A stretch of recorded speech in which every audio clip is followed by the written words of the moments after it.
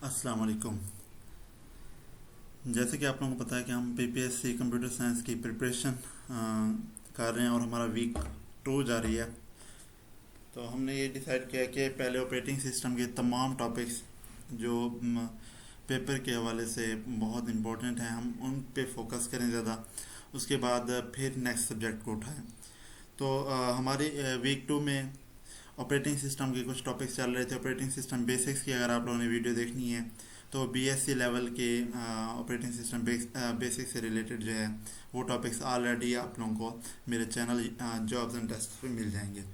इसके अलावा हम एमसीक्यूज भी अपडेट करने लगे अपनी वेबसाइट पे इंशाल्लाह। वो भी 1-2 दिन तक तमाम सब्जेक्ट के कंप्यूटर साइंस से रिलेटेड तमाम सब्जेक्ट से जो है वो आप लोगों को एमसीक्यूज भी मिल जाएंगे और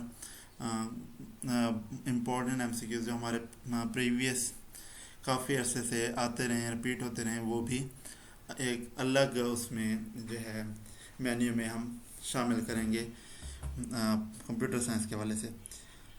तो हम अपनी टॉपिक्स आज का जो हमारा है वो प्रोसेस कंसेप्ट, प्रोसेस क्या होता है वो स्टार्ट करते हैं। लेकिन टॉपिक स्टार्ट करने से पहले हर दफ़ा की तरह अगर आप लोगों ने अभी तक हमारे चैनल को सब्सक्राइब नहीं किया तो सब्सक्राइब कर लें ताकि हमारी हर आने वाली वीडियो आप तक पहुंचती रहे।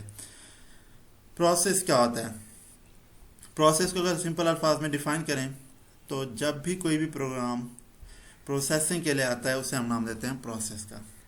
जब भी कोई भी प्रोग्राम आप लोग प्रोग्राम बनाते हैं लैंग्वेजेस के अंदर, जब वही प्रोग्राम किसी मेमोरी के अंदर या प्रोसेसर के अंदर एग्जीक्यूट के लिए आ जाएगा उसे हम नाम देंगे प्रोसेस का। अब इसमें अगर हम बात करें तो जो ऑपरेटिंग सिस्टम होता है वो बहुत ज़्यादा प्रोग्राम्स को एग्जीक्यूट कर रहा होता है और उन प्रोग्राम्स को एग्जीक्यूट करने के लिए मुख्तलिफ शेड्यूलिंग एल्गोरिथम को इस्तेमाल करता है जिसमें बैच सिस्टम है। बैच सिस्टम में मुख्तलिफ जॉब्स को एक रेडी क्यू में रख लेता है। उसके बाद टाइम शेयर सिस्टम है जिसमें हर एक यूज़र प्रोग्राम हर एक टास्क को मुख्तलिफ टाइम स्लाइस असाइन किया जाता है। उसके बाद अगर हम जॉब्स के हवाले से प्रोसेस को बताएं तो जॉब्स के हवाले से प्रोसेस के लिए जो टर्म यूज़ की जाती है वो है जॉब स्केजलिंग। और इसके लिए दोनों जो है प्रोसेस या जॉब स्केजलिंग ये आपका इंटरचेंजेबल है। इन दोनों इनको प्रोसेस भी कहते हैं, इनको जॉब स्केजलिंग भी कहा जाता है। अब हमारे पास ये 0 से n-1 तक आपके दिए हुए प्रोसेस डायग्राम में आप लोग देख सकते हैं। उसके बाद द प्रोसेस, जैसे मैंने बात की थी कि प्रोसेस एक इंस्टेंस है कंप्यूटर प्रोग्राम। जैसे ही वो एग्जीक्यूट होना शुरू हो जाता है, कोई भी आप कंप्यूटर प्रोग्राम बनाते हैं जैसे ही वो एग्जीक्यूट होना शुरू कर देता है तो उसे हम नाम देते हैं प्रोसेस का। अब ये प्रोसेस जो है मुख्तलिफ प्रोग्राम कोड और एक्टिविटीज़ पर मुश्तमिल होता है और इसी प्रोसेस की जो मेमोरी होती है उसको 4 सेक्शन में डिवाइड किया जाता है। जब यही प्रोग्राम जो हमारा था जब जैसे ही एग्जीक्यूट होने के लिए आया तो इसे एक प्रोसेस मेमोरी असाइन की गई। अब वो प्रोसेस मेमोरी 4 हिस्सों पर मुश्तमिल होती है। वो कौन कौन से हैं? सबसे पहले आता है टेक्स्ट सेक्शन। टेक्स्ट सेक्शन में आपको पता है कि प्रोग्राम आपका जो है वो सोर्स कोड पर मुश्तमिल होता है और उसको हम कंपाइल करके ऑब्जेक्ट कोड में कन्वर्ट करते हैं। अब ये जो ऑब्जेक्ट कोड आपका बनेगा जिसे हम कंपाइल प्रोग्राम कोड भी कहेंगे, ये सारा का सारा नॉन वोलेटाइल स्टोरेज के अंदर रखा जाता है और इससे ये जिस सेक्शन के अंदर हम रखते हैं इसे नाम देते हैं टेक्स्ट सेक्शन का। दोबारा मैं रिपीट कर दूं कि आपका जो प्रोग्राम जैसे ही हम एग्जीक्यूट करते हैं वो सोर्स प्रोग्राम होता है, उसको जैसे हम कंपाइल करते हैं तो वो ऑब्जेक्ट कोड बन जाता है या कंपाइल प्रोग्राम कोड भी उसे कहा जाता है। इसको एक नॉन वोलेटाइल स्टोरेज में रखा जाता है प्रोसेस मेमोरी के अंदर। प्रोसेस मेमोरी के जिस हिस्से में इस कंपाइल प्रोग्राम कोड को रखा जाता है उसे हम नाम देते हैं टेक्स्ट सेक्शन का। उसके बाद नेक्स्ट आता है the data section. Data section के अंदर मोस्टली आपके ग्लोबल और स्टैटिक वेरिएबल रखे जाते हैं। इसी में आपको जितने भी वेरिएबल्स को मेमोरी असाइन हो रही होती है आप वेरिएबल्स को इनिशियलाइज कर रहे होते हैं, वेरिएबल के ऊपर कोई अरे बना रहे होते हैं तो वो सारा का सारा ग्लोबल और स्टैटिक वेरिएबल सारे के सारे डाटा सेक्शन के अंदर मेमोरी में प्रोसेस मेमोरी में स्टोर किए जाते हैं। उसके बाद हीप जो है ये डायनामिक मेमोरी एलोकेशन के लिए इस्तेमाल होता है और ये ज़्यादातर आपको न्यू मेमोरी एलोकेट करने के लिए, डिलीट करने के लिए, मेलोक या फ्री करने के लिए ये इस्तेमाल की जाती है हीप। उसके बाद स्टैक की अगर बात कर लें, ये लोकल वेरिएबल्स के लिए इस्तेमाल होता है। पिछला जो था डाटा सेक्शन ग्लोबल और स्टैटिक के लिए, और ये स्टैक सिर्फ और सिर्फ लोकल वेरिएबल्स के लिए इस्तेमाल होता है। आप स्टैक की अगर स्पेस की बात कर लें तो ये मेमोरी के अंदर रिजर्व कर दी जाती है सिर्फ और सिर्फ लोकल वेरिएबल्स के लिए। जैसे भी आप कोई फंक्शन बनाते हैं, फंक्शन के अंदर वेरिएबल डिक्लेयर करते हैं, या आपने कोई प्रोग्राम बनाया उसके अंदर वेरिएबल डिक्लेयर किए, जो लोकल वेरिएबल्स होते हैं उनके लिए एक मेमोरी एलोकेट कर दी जाती है प्रोसेस मेमोरी में, किस हिस्से में, स्टैक में। तो जैसे ही वो वेरिएबल आपके आप उनको ख़त्म हो जाता है प्रोग्राम आपका, वेरिएबल आप जो है दोबारा से फ्री अप कर दिया जाता है, उनको फ्री कर दिया जाता है, उनको डिलीट कर दिया जाता है, उनकी जो मेमोरी उनको एलोकेट की जाती है वो सारी की सारी वापस ले ली जाती है जैसे ही उनका स्कोप ख़त्म होता है वेरिएबल का। तो प्रोसेस क्या था, एक ऐसा प्रोग्राम जो एग्जीक्यूट होने के लिए आया, इसे प्रोसेस मेमोरी एलोकेट की गई। प्रोसेस मेमोरी को 4 हिस्सों में तकसीम किया गया। सबसे पहले आता है टेक्स्ट सेक्शन। टेक्स्ट सेक्शन में आपका कंपाइल प्रोग्राम कोड यानी कि ऑब्जेक्ट कोड मौजूद होता है। उसके बाद डाटा सेक्शन। डाटा सेक्शन के अंदर ग्लोबल और स्टैटिक वेरिएबल्स मौजूद होते हैं। उसके बाद हीप के अंदर डायनामिक मेमोरी एलोकेशन की जाती है, और ये मोस्टली रन टाइम मेमोरी भी कहलाती है। मतलब जैसे आप कंपाइल के बाद रन करते हैं तो रन टाइम के ऊपर जो मेमोरी एलोकेट की जाती है वो हीप कहलाती है मोस्टली। उसके बाद स्टैक है। स्टैक लोकल वेरिएबल्स के लिए इस्तेमाल होता है। जैसे आप कोई भी वेरिएबल डिक्लेयर करते हैं तो उसकी एक मेमोरी एलोकेट कर दी जाती है जिसे हम नाम देते हैं स्टैक। स्टैक के अंदर से एक मेमोरी एलोकेट कर दी जाती है। अब प्रोग्राम की बात करें तो प्रोग्राम एक पैसिव एंट्री है। ये मुख्तलिफ फाइल्स के ऊपर मुश्तमिल होता है जो डिस्क के अंदर मौजूद होती हैं। अब वो फाइल कौन से हो सकती हैं, जैसे आपने कोई भी C++ का प्रोग्राम बना लिया, अच्छा इसी तरह से आपने वेब के वाले से HTML का कोई प्रोग्राम बना लिया, तो वो सारा का सारा एग्जीक्यूटेबल फाइल बन जाता है और वो डिस्क के अंदर हम स्टोर कर देते हैं, जिसे हम नाम देते हैं प्रोग्राम का। और प्रोग्राम का आपको पता है सेट ऑफ इंस्ट्रक्शंस हैं।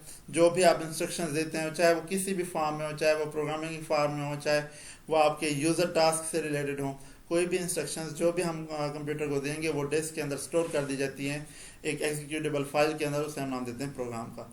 और प्रोसेस की अगर हम बात करें, ये एक्टिव होता है। प्रोग्राम पड़ा हुआ है लेकिन जैसे ही वो एग्जीक्यूट होने के लिए आया तो एक्टिव बन गया।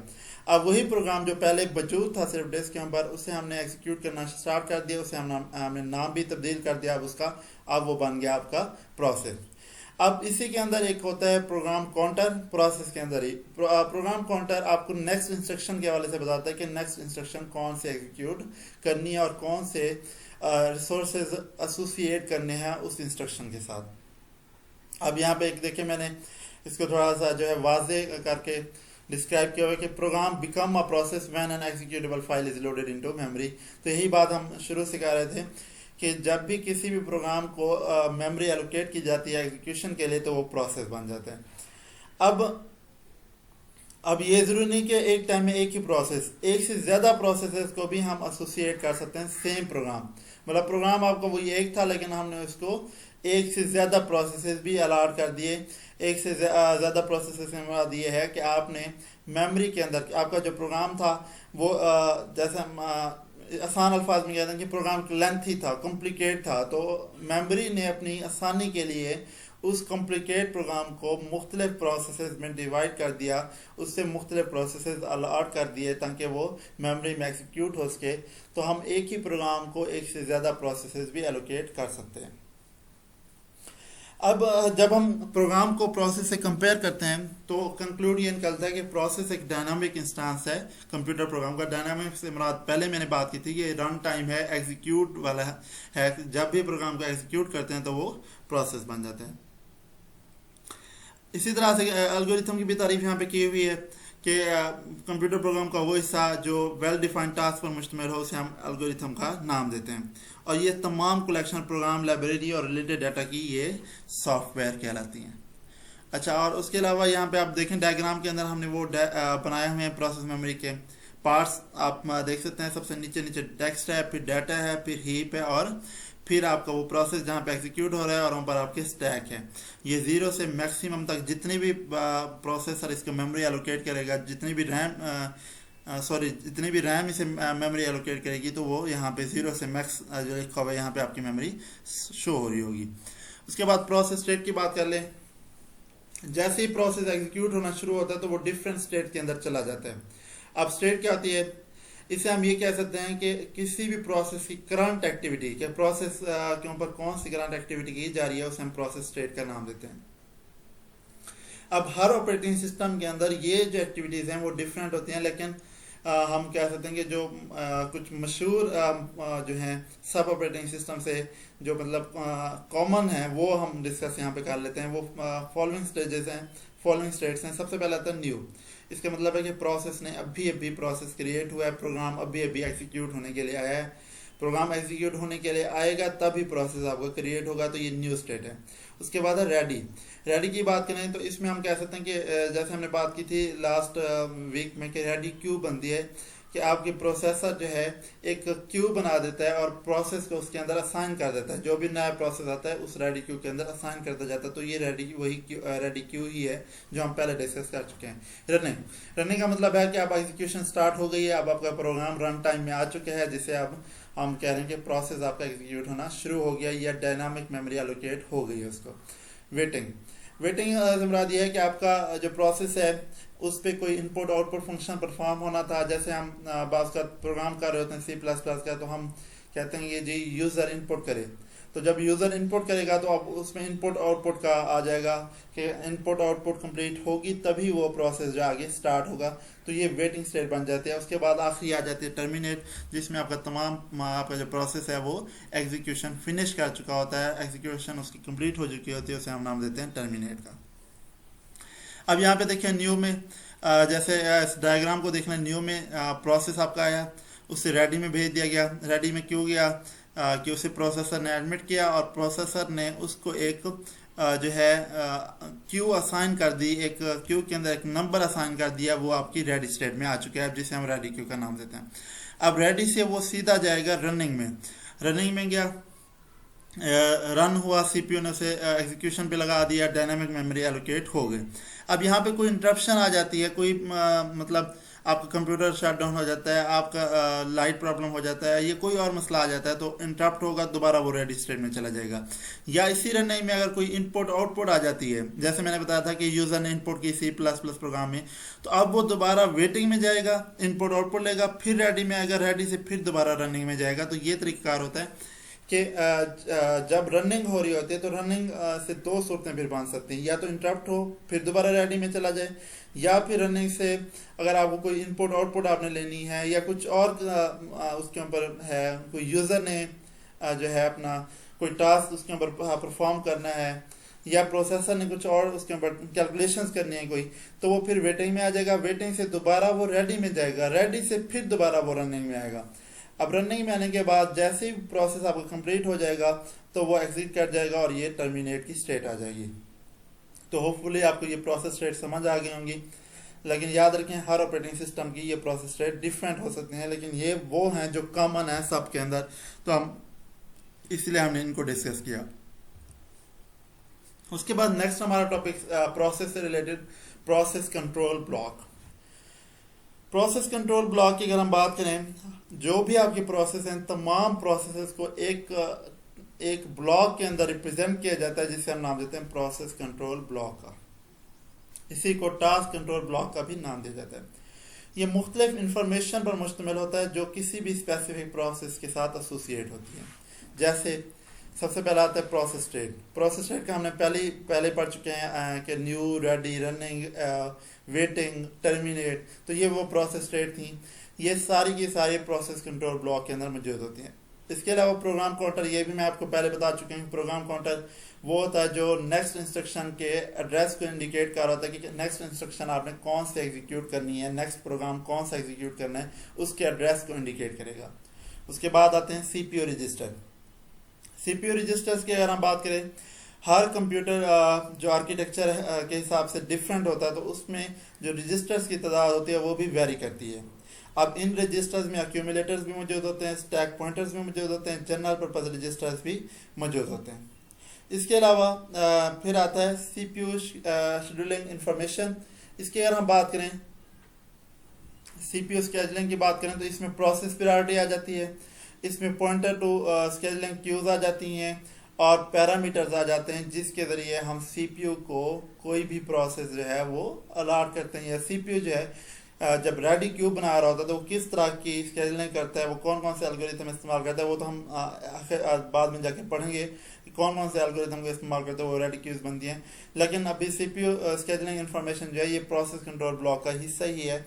इसमें आपकी प्रोसेस प्रायोरिटी आ जाती है, पॉइंटर्स आ जाते हैं और पैरामीटर्स आ जाते हैं, जिसके ज़रिए प्रोसेस कंट्रोल ब्लॉक जो है सीपीयू स्केजुलिंग की इन्फॉर्मेशन स्टोर करता है। अब मेमोरी मैनेजमेंट इन्फॉर्मेशन की बात कर लें, इसमें आपकी जो रजिस्टर की हमने बात की थी, रजिस्टर, एक्यूमुलेटर, स्टैक पॉइंटर, ये सारा उससे रिलेटेड है। ये रजिस्टर की बेस वैल्यू और लिमिट उस वैल्यू स्टोर करता है, पेज टेबल स्टोर करता है, सेगमेंट टेबल स्टोर करता है, ये सारा कुछ स्टोर करेगा। लेकिन डिपेंड करेगा मेमोरी के ऊपर कि आपकी मेमोरी कितनी है, कितना डाटा उसके अंदर स्टोर कर सकता है वो। अकाउंटिंग इन्फॉर्मेशन, अब इसमें अकाउंटिंग इन्फॉर्मेशन के अंदर आपका वो टोटल होता है कि सीपीयू ने कितनी मेमोरी अब तक इस्तेमाल कर चुका है, सीपीयू मेन मेमोरी कितने इस्तेमाल कर चुका है, रियल टाइम कितनी यूज़ हो चुकी है, अकाउंट नंबर्स कितनी है, प्रोसेस नंबर्स कितनी पड़े हुए हैं, ये सारा अकाउंटिंग इन्फॉर्मेशन के अंदर आ जाता है। उसके बाद इनपुट आउटपुट स्टेटस इंफॉर्मेशन। अब इसके अंदर प्रोसेस कंट्रोल ब्लॉक के इस पार्ट में या इस हिस्से में आपके इनपुट और आउटपुट डिवाइसेस की इंफॉर्मेशन होती है कि आपके टोटल इनपुट और आउटपुट डिवाइसेस कितनी एलोकेट हैं प्रोसेस के साथ, जो भी आप प्रोसेस कर रहे हैं उसके साथ इनपुट और आउटपुट डिवाइसेस कौन कौन से एलोकेट हैं। तो ये एक लिस्ट होती है ओपन फाइल की।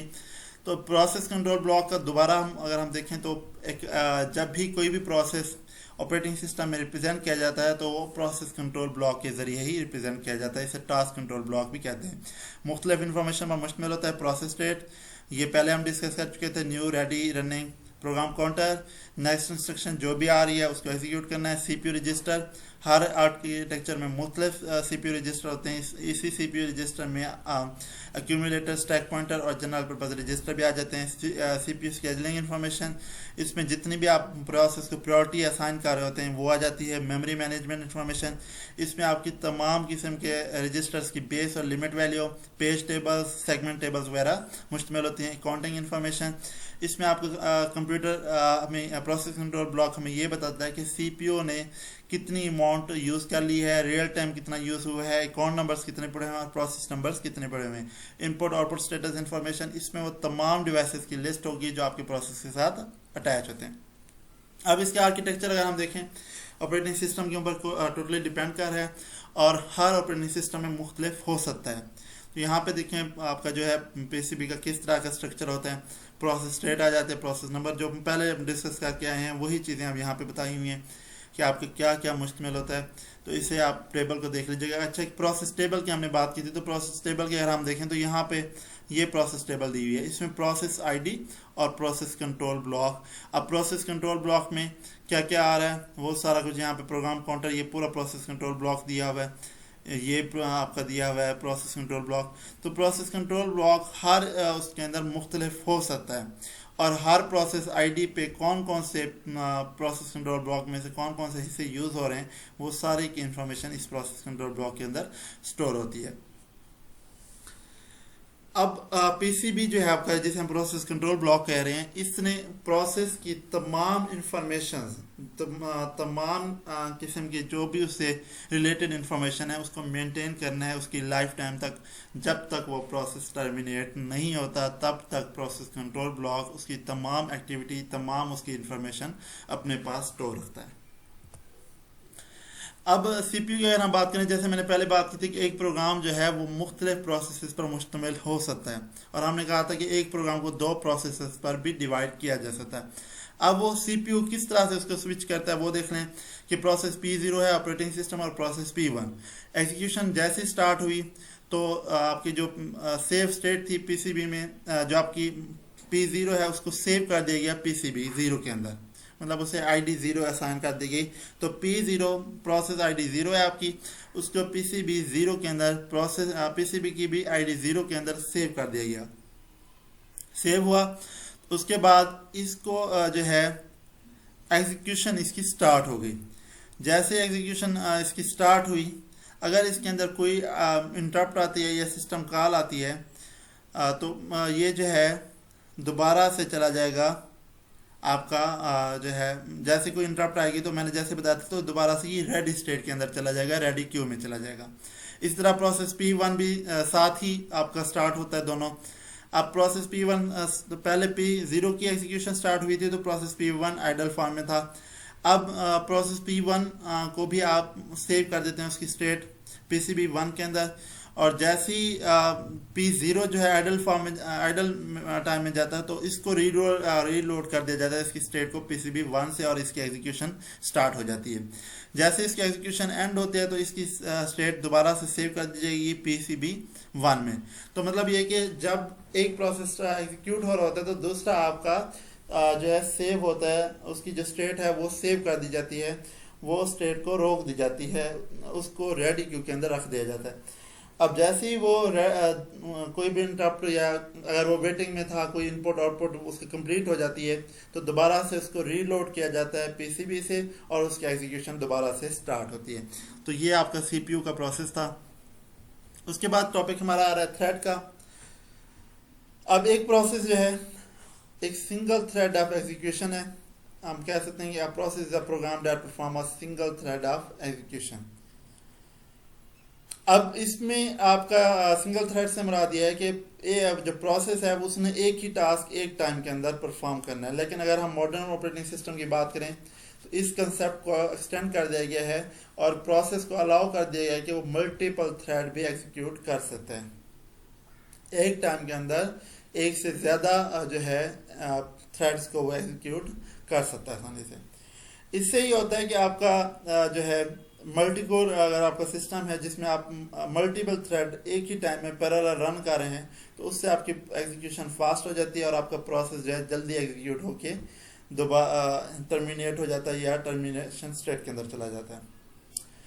अब जो सिस्टम इस थ्रेड को सपोर्ट करते हैं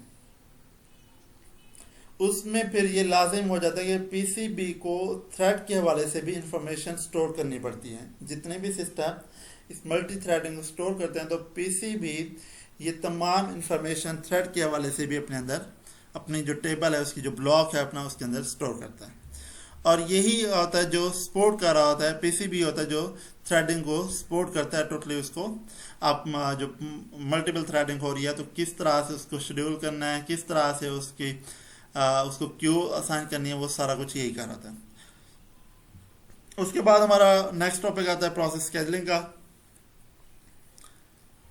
अब प्रोसेस स्केजुलिंग की बात करें तो इसका मेन ऑब्जेक्टिव यही होता है कि CPU को बिजी रखना है, और बिजी से मुराद यह है कि वो हमेशा जो है एग्जीक्यूशन फॉर्म में रहे, जो भी न्यू प्रोसेस आ रहा है उसको एक्सेप्ट करे और एक्सेप्ट करने के बाद उसको रिस्पॉन्स टाइम अलॉट करे और उसी को अपने प्रोसेस शेड्यूलर के ज़रिए इम्प्लीमेंट करे, मतलब उस प्रोसेस को जो है एग्जीक्यूट करना स्टार्ट करे। या अगर एक से ज़्यादा प्रोसेस हैं तो उसके दरमियान जो स्वैपिंग होनी है, जो CPU ने स्विच करना है एक प्रोसेस से दूसरे प्रोसेस के दरमियान, तो ये भी सारा आपका प्रोसेस शेड्यूलिंग में आ जाता है। तो दो मेन ऑब्जेक्टिव, सबसे पहला CPU बिजी रहेगा, जो भी हम उसे डिलीवर करेंगे वो उसको एक्सेप्ट करेगा। दूसरा ऑब्जेक्टिव क्या है, आपका CPU जो तमाम वो पॉलिसीज जो स्वैपिंग के लिए हैं, जो प्रोसेस इन और आउट हो रहा है उसको इम्प्लीमेंट करेगा। इसकी जो है दो पॉइंट थे, दोनों को हमने डिस्कस किया।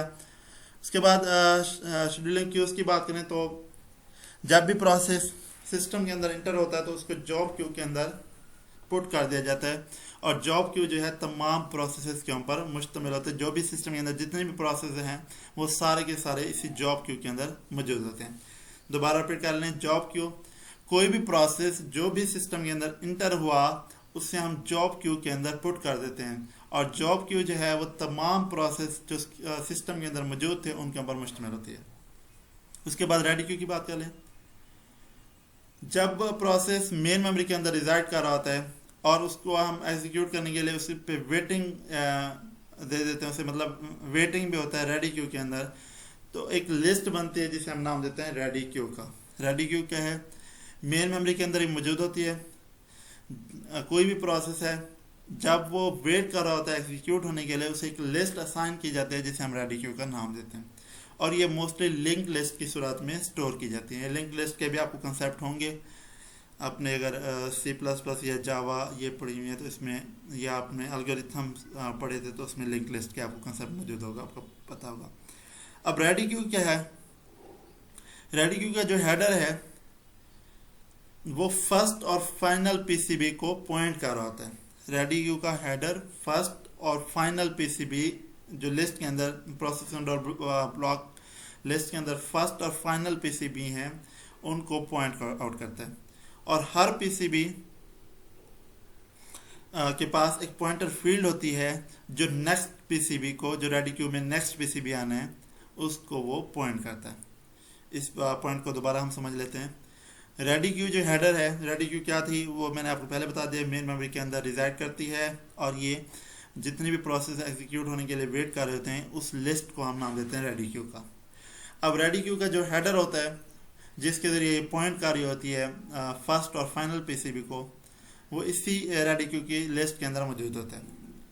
अब हर पीसीबी जो है वो नेक्स्ट आने वाले पीसीबी को पॉइंट आउट करता है कि रेडी क्यू के अंदर नेक्स्ट पीसीबी कौन सा आएगा।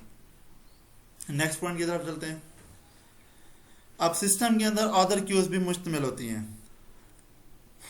जब भी कोई भी प्रोसेस सीपीयू किसी भी प्रोसेस को जब हम सीपीयू एलोकेट करते हैं तो वो या तो एग्जीक्यूट करता है थोड़ी देर के लिए, मुकम्मल एग्जीक्यूट करने के बाद क्विट कर जाता है, वो टर्मिनेट हो जाता है, या उसके अंदर कोई इंटरप्ट आ जाती है, या फिर वो वेट कर रहा था इनपुट और आउटपुट रिक्वेस्ट के लिए।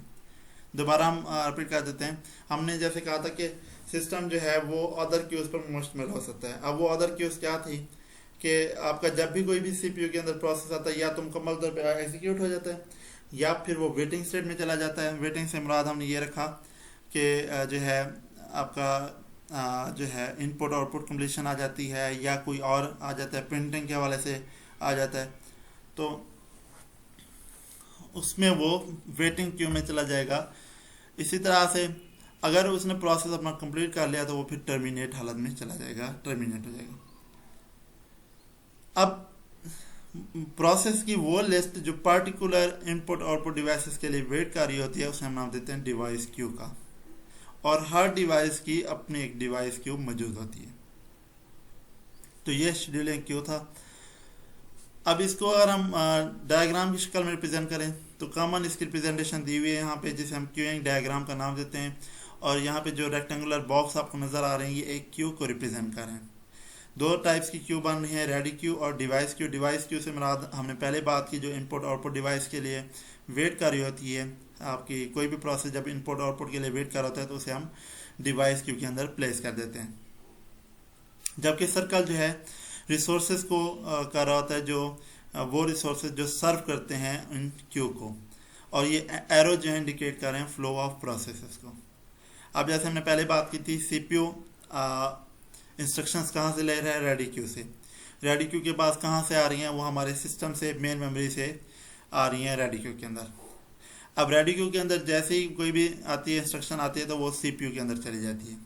अब या तो वो कंप्लीट होकर एग्जीक्यूट हो जाएगी, आप लोगों को ये नज़र आ रहा होगा, रेडी क्यू में आई, यहाँ से आप लोग देखें ये सीपीयू में आ गई। अगर मुकम्मल तौर पे हो गई है, कंप्लीट हो गई है, एग्जीक्यूट हो गई है मुकम्मल तौर पे, तो वो टर्मिनेट हो जाएगी। तो ये टर्मिनेट आ गई, दोबारा से आपकी मेन मेमोरी के अंदर चली गई। अगर वो जो है टर्मिनेट नहीं होती, उसके अंदर कोई रिक्वेस्ट आ जाती है या उसका टाइम स्लाइस एक्सपायर कर जाता है, या उसका चाइल्ड जो है वो मतलब एक प्रोग्राम जो था उस सब हेडिंग पर भी मुश्तमिल था, सब प्रोग्राम पर भी मुश्तमिल था, यानी उसके चाइल्ड भी था, या वो किसी इंटरप्ट में वेट कर रही है, तो वो सारी की सारी सीपीयू से दोबारा इन चार स्टेट में चली जाती है। या तो इनपुट आउटपुट रिक्वेस्ट होगी, अगर इनपुट आउटपुट रिक्वेस्ट है तो ये वही डिवाइस क्यू जो हमने बनाई थी, जिसे हम इनपुट आउटपुट क्यू का नाम दे रहे हैं, उसके अंदर चली जाएगी। वहाँ से इनपुट आउटपुट डिवाइस कंप्लीट होगा। ये सर्कल में हमने कहा था ये वो रिसोर्सेज हैं जो कंप्लीट करेंगे, जैसे कंप्लीट होंगे तो दोबारा से ये रेडी क्यू में चली जाएगी। उसके बाद अगर टाइम स्लाइस एक्सपायर हो गया तब भी ये दोबारा से आ जाएगी। टाइम स्लाइस इसका एक्सपायर हो चुका है, अब टाइम स्लाइस एक्सपायर होने के बाद ये दोबारा से रेडी क्यू में चली जाएगी और यहाँ पे आके इसको दोबारा कोई टाइम स्लाइस एलोकेट किया जाएगा, तब दोबारा ये सीपीयू में आ जाएगी। यहाँ से अपना टाइम मुकम्मल करने के बाद ये एग्जीक्यूट होगी और टर्मिनेट हो जाएगी। तीसरे नंबर पे फॉर का चाइल्ड, जैसे हमने कहा था कि इसका चाइल्ड एग्जीक्यूट होना है, पेरेंट और चाइल्ड का कंसेप्ट आप लोगों को पता होगा। अगर प्रोग्रामिंग आप लोगों ने की हुई है ऑलरेडी, तो प्रोग्रामिंग में आप लोगों को पता है कि हम चाइल्ड क्लासेस बनाते थे या पेरेंट क्लासेस बनते थे। तो जब भी सीपीयू के अंदर इस तरह कोई आता है, कंसेप्ट आता है, तो चाइल्ड को पहले एग्जीक्यूट किया जाता है। जैसे ही चाइल्ड एग्जीक्यूट होगा तो दोबारा से ये रेडी क्यू में जाएगी और पेरेंट क्लास एग्जीक्यूट होगी और फिर सीपीयू में एग्जीक्यूशन जैसी कंप्लीट होगी तो तब ये टर्मिनेट होगी। इसके बाद चौथी आपकी है, अगर आप में कोई इंटरप्ट आ गई है तो वो वेट करेगी इंटरप्ट का कि इंटरप्ट अक्कर हो जाए। जैसे इंटरप्ट अक्कर हो जाएगी दोबारा से आपका रेडी क्यू में जाएगी और सीपीयू को दोबारा से एलोकेट कर दी जाएगी प्रोसेसिंग के लिए। जैसे ही उसकी एग्जीक्यूशन कंप्लीट हो गई दोबारा से ये एंड हो जाएगी। तो ये सिंपल सा एक कंसेप्ट है। यहाँ तक हमारा क्यूइंग डायग्राम कि किस तरह से आपका सीपीयू जो है वो डिफरेंट क्यूज़ को जब वो वेटिंग में होते हैं तो उनके साथ वो क्या करता है, जब वो इंटरप्ट में आती हैं, जब उनके पास कोई चाइल्ड होती है, जब उनका टाइम स्लाइस एक्सपायर होता है। तो उम्मीद है आप लोगों को यहाँ तक समझ आ गई होगी। अब इसको दोबारा से अगर हम इसके मेन पॉइंट देख लें तो सबसे पहले हमने कहा था कि न्यू प्रोसेस को इनिशियली रेडी क्यू के अंदर पुट कर दिया जाता है और ये वहाँ रेडी क्यू में तब तक मौजूद रहता है जब तक कोई एग्जीक्यूशन कंप्लीट नहीं हो जाती या जब तक उसकी एग्जीक्यूशन टर्मिनेट नहीं हो जाती, मुकम्मल नहीं हो जाती। जैसे किसी भी प्रोसेस को एक एलोकेट किया जाता है सीपीयू में एग्जीक्यूशन के लिए, तो डिफरेंट कंडीशंस हो सकते हैं। जैसे हमने बात की थी कि अगर इनपुट आउटपुट रिक्वेस्ट है तो वो सबसे पहले इनपुट आउटपुट क्यू के अंदर चला जाएगा। अगर चाइल्ड प्रोसेस है तो वो चाइल्ड प्रोसेस के एग्जीक्यूट होने का वेट करेगा। उसके बाद अगर कोई इंटरप्ट आती है तो वो इंटरप्ट के अक्कर होने का वेट करेगा। उसके बाद दोबारा ये रेडी क्यू में जाएगा। ये पहले हम पिछले उसमें डायग्राम में डिस्कस कर चुके हैं। अगर हम इन दोनों पहले दो केसेस हैं हमारे कि जब आई रेडी क्यू में तो वो एग्जीक्यूशन के लिए चली गई, एग्जीक्यूट हो गई। दूसरे नंबर पे हमने कहा कि अगर एग्जीक्यूट मुकम्मल नहीं होती तो उसकी फिर ये 3-4 हमने पॉइंट डायग्राम में भी डिस्कस किए, इसमें भी यहाँ पे देख लिया हमने।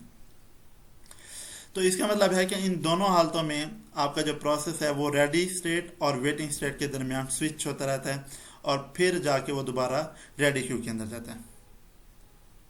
और ये जो साइकिल है इसका तब तक चलता रहता है जब तक वो रिमूव नहीं कर दिया जाता, जब तक उसकी एग्जीक्यूशन कंप्लीट नहीं हो जाती, जब तक वो टर्मिनेट नहीं हो जाता, तब तक ये प्रोसेस चलता रहता है। जैसे एग्जीक्यूशन कंप्लीट हो जाती है, टर्मिनेट हो जाता है वो, तो उसको तमाम क्यूज़ में से रिमूव कर दिया जाता है और पीसीबी और जो से रिसोर्सेज एलोकेट किए गए थे वो सारे के सारे डी एलोकेट कर दिए जाते हैं। तो ये आपका रेडी क्यू का कंसेप्ट था। नेक्स्ट हमारा टॉपिक इंशाल्लाह हम शेड्यूलर करेंगे। वो भी इंशाल्लाह कोशिश मेरी यही है कि आज ही इसकी भी वीडियो अपलोड कर दीजिए। तो इंशाल्लाह उम्मीद है आप लोगों को टॉपिक आज के समझ आया होगा। अगर कोई चीज़ समझ नहीं आई तो आप लोग पूछ सकते हैं। अगर वीडियो अच्छी लगे तो इसको लाइक और शेयर कर दीजिएगा और हमारे चैनल को सब्सक्राइब कर लीजिएगा।